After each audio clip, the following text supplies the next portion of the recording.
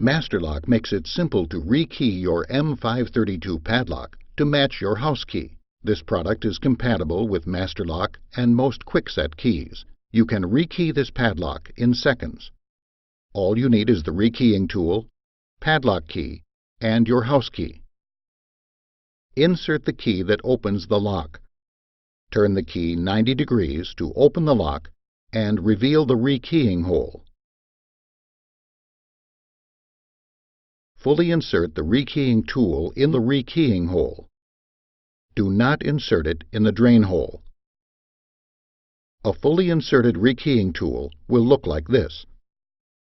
While holding the rekeying tool in place, remove the original key and insert the new key. If you cannot remove the original key, the rekeying tool is not fully inserted. Remove the rekeying tool. Now turn the key several times to ensure smooth operation. Now withdraw the key. The lock is successfully rekeyed to your house key.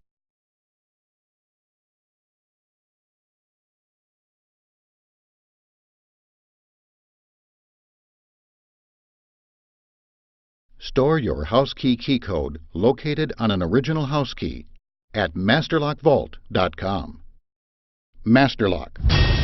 Tough under fire.